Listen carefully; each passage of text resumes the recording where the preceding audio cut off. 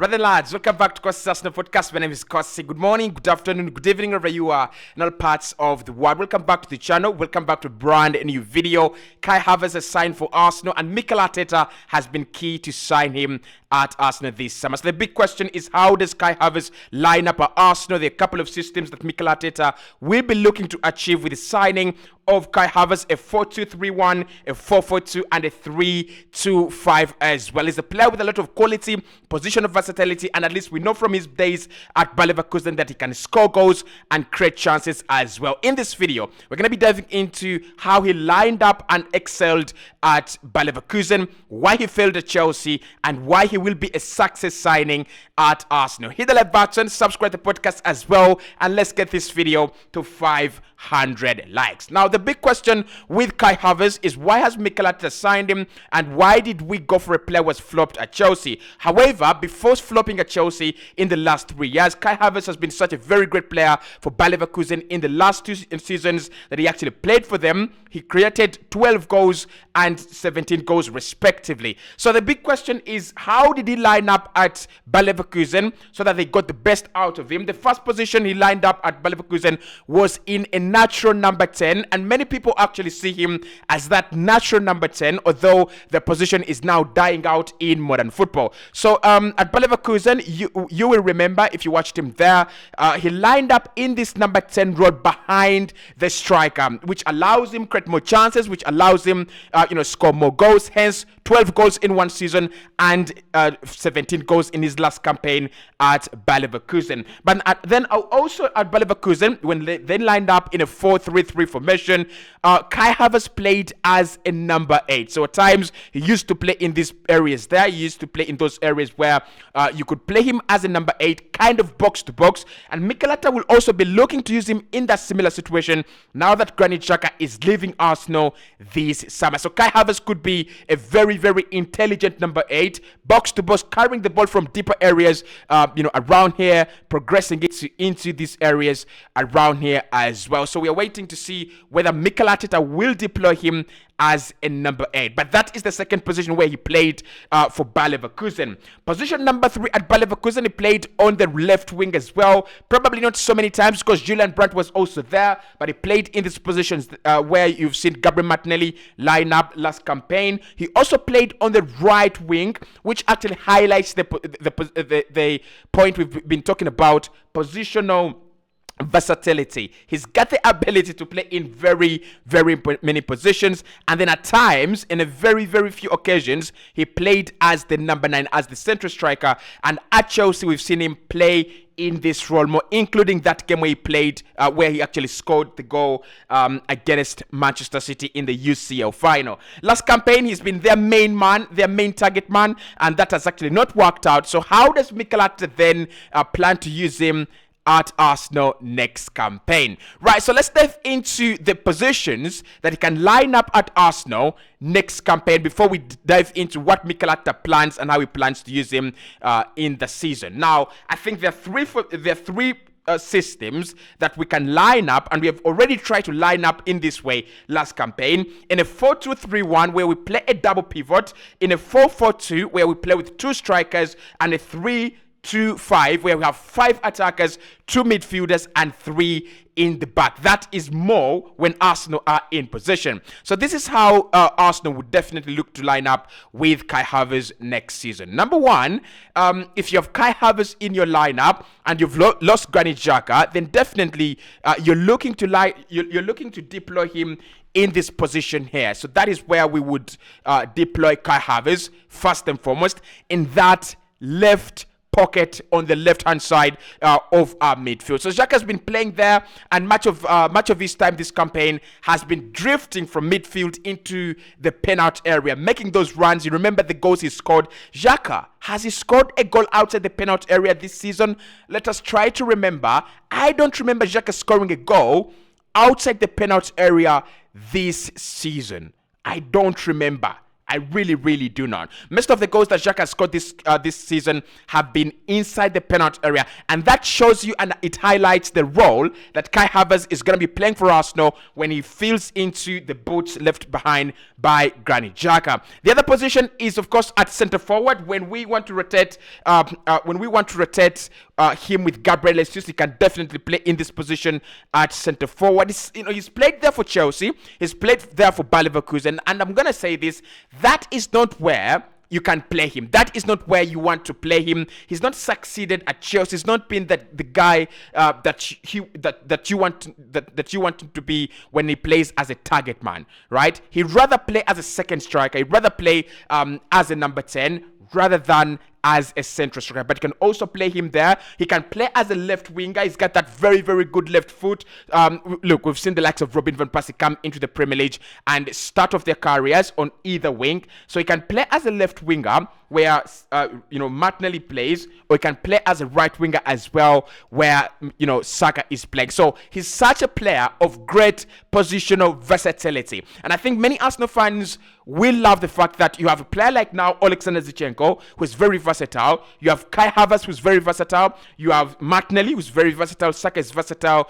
Gabriel Jesus is versatile as well, and of course the likes of Reece Nelson, who are also really, really very versatile. And I also think that if we played him here where Martin Odegaard plays, maybe it is not one of the positions where he excels a lot, but you can also deploy him there. You can also put him there, and he will actually work out very, very well. So in a 4-3-3, you can see there are so many options we can go for with Kai Havertz. But what about in a 4-2-3-1 system? How can Arsenal set up with him in a 4-2-3-1? First and foremost, if you play with a 4-2-3-1 system, you can see he again fits into much of the positions. Probably doesn't play at CDM, so we would eliminate him from CDM there, but then the rest of the positions you can play him. You can play him at striker. You can play him, as one of the true midfielders, and you can also play him at the best of midfield in a 4-2-3-1 system. Still, Arsenal can change system and play him look, we've played him in a 4-3-3. We played him in a 4-2-3-1. You can also play him in a 4-4-2, right? So when you play Kai Havertz in a 4-4-2, this is what it becomes like. You can either play him as one of the wide wingers, wide, or you can play him as one of the two strikers above your midfield. And again, he's a player that can play as a support striker. He's got the Paulo Dybala vibes. He's got the vibes of players like, Paulo Dybala. So Arsenal would definitely benefit from the services of Kai Havertz in a 4-2-3-1, a 4-4-2, and a 3-2-5. But I think Mikel Arteta, and from what we've seen last campaign, Mikel Arteta is not actually a fan of having four redundant defenders. We're going to have one defender invert into midfield to play alongside Declan Rice or alongside Thomas Partey, and Kai Havertz will be pushing further forward into the attack. So this is how I think Arsenal will set up with Kai Havertz definitely next campaign. So let's write to the tactical board. First and foremost, we always have lined up in a 4-3-3 formation with Benjamin White, William Saliba, Alexander Zinchenko, Gabriel, and in defense. Thomas Partey has always lined up right here with the likes of Granit Xhaka. So I think with Xhaka now going away from the team, you would have to debate that Kai Havertz is the guy that drops into this position. Martin Odegaard has always been our third midfielder, plays into that pocket of space with Saka on the right hand side and Benjamin White. Saka wide, Martinelli wide, and Gabriel Jesus as our main striker. Now, I don't think our system of formation is going to change a lot next season. It's going to be about how we use the players that we are going to bring in to incorporate them and integrate them into the starting lineup. So Kai Havertz then becomes our new and first introduction to the starting 11. So how do we use him in a 3-2-5? That is what Mikel Arteta and Pep Guardiola are trying to use their systems. They're trying to dominate every aspect of football: defense, midfield, and attack. So if you're going to use him in a 3-2-5 in attack, it means that Gabriel Martinelli remains wide. Gabriel Jesus, of course, is wide as well, and Saka is wide as well.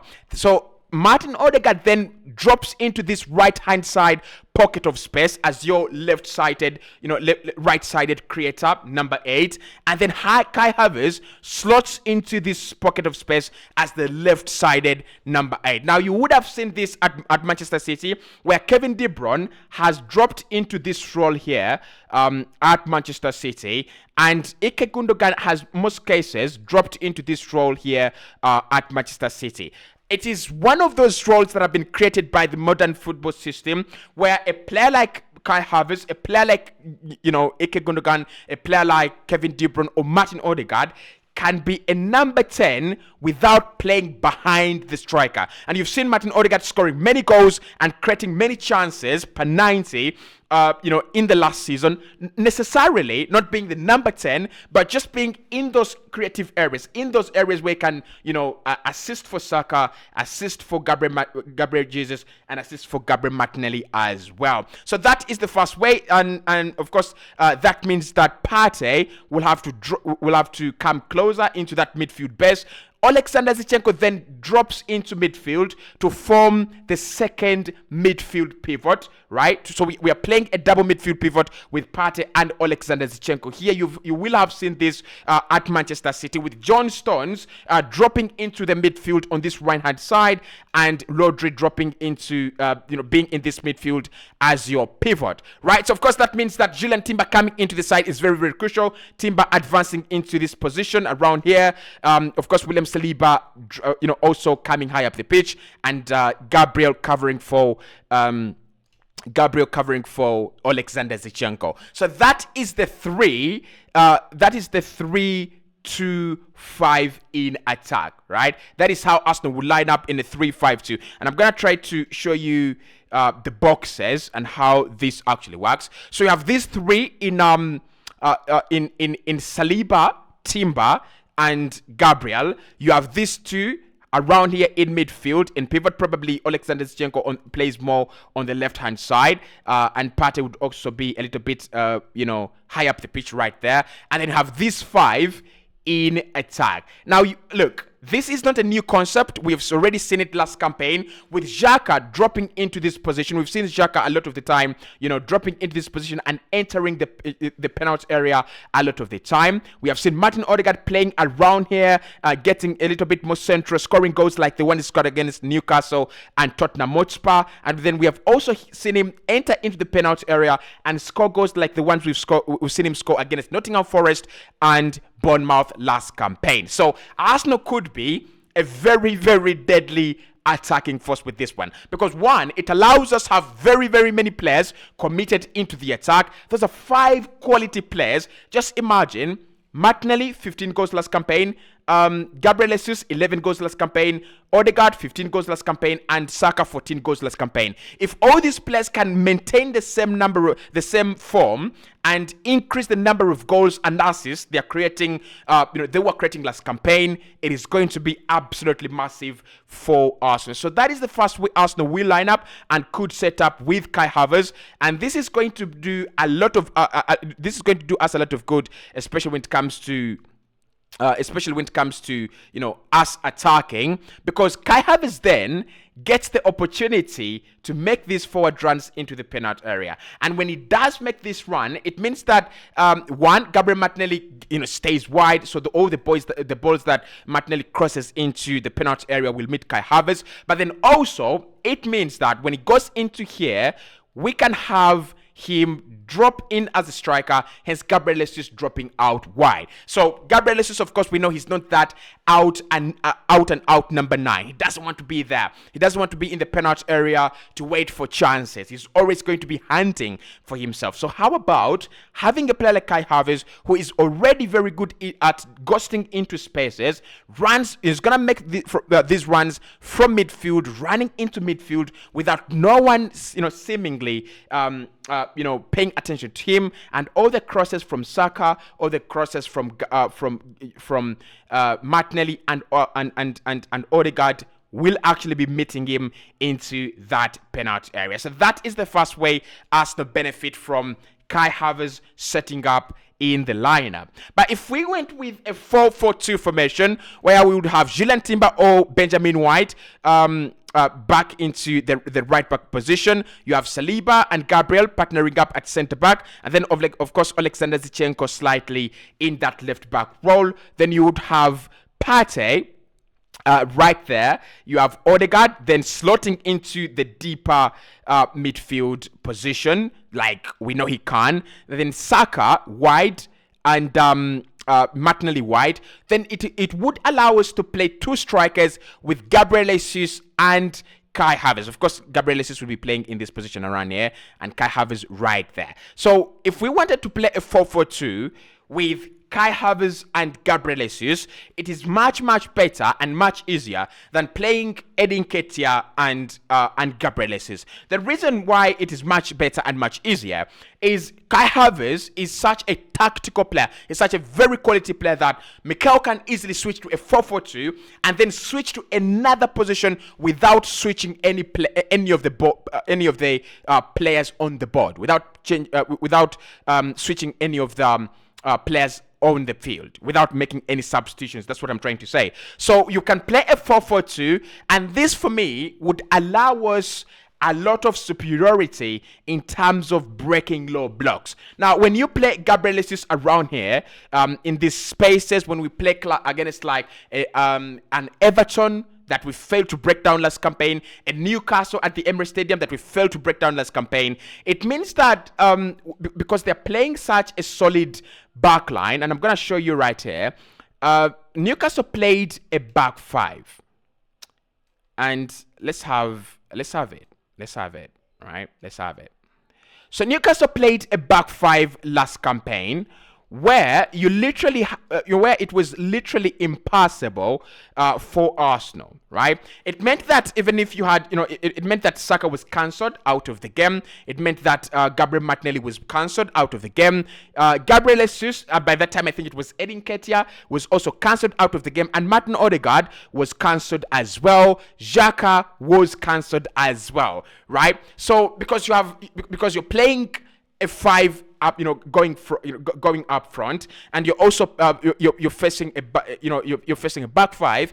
All your players are cancelled. But with Alexander Zinchenko and Thomas Partey coming into midfield to overload, this would definitely give us a much better position. So Kai Havertz would definitely drift into spaces, which means that Alexander Zinchenko will be the player who is cancelled. Of course, we're talking about clubs that play a low block. That means that they don't attack a lot, and they don't need a lot of midfield numbers to be committed. Okay, so Thomas Partey becomes the only pivot that we have. The likes of Gabriel coming to close in as well. William Saliba comes into closing, and Julian Timber comes into close as well. And that's why Julian Timber is going to be a very key signing for Arsenal. We will do that video. So because Alexander Zinchenko has got the quality to drop into this position, it would mean we have a 5 against 5. We have 3 players in Timber or Ben White, Gabriel, Partey, and Saliba. But look at this. We will have a free player in Kai Havertz, and Kai Havertz will be able to drift into these spaces, into these spaces, into these spaces, and into these spaces as well. That is the other advantage of having Kai Havertz play for Arsenal instead of Granit Xhaka, because he's very, very flexible, and a very, very good player. But the other way that we can also play, and I think this is going to be very, very key for us, is a 4-2-3-1, a traditional 4-2-3-1, where you have Gabriel, of course, coming back in this position as a centre back. come back home, Gabriel. Alexander Zichenko as a left back, and of course Timber or White at fullback. Partey in that 4-2 with Martin Odegaard. Then Kai Havertz would be our number 10 right there. Gabriel Jesus, your striker, and the two forward players there would be Gabriel Martinelli and Bukayo Saka. So that is one of the easy ways for us to play, to play Kai Havertz. Play him as a number 10. Play him behind the striker, because when you play him behind the striker, one, it easily helps us to switch to a 3-2-5 in attack, because he plays behind here. He easily switches into a second striker with Kai Havertz, Saka on that attacking line, and then Martinelli on that attacking line, and then of course you would have Martin Odegaard slotting into this attacking line as well. It could also be an attacking 6 with Alexander Zichenko slotting in as well. So Arsenal could have a lot of pressure on the opponents going forward, and we would easily break down defenses and break down low blocks. So we could play him in that 4-2-3-1 where he is a natural number 10, and we know he's got the ability to create chances. We know he's got the ability to to be such a wonderful player when it comes to creativity and goal scoring as well. So that is how I think we'll play Kai Havertz in a 4-2-3-1, a 4-4-2, and a 3-5-2 in possession. I'll see you right into the next one.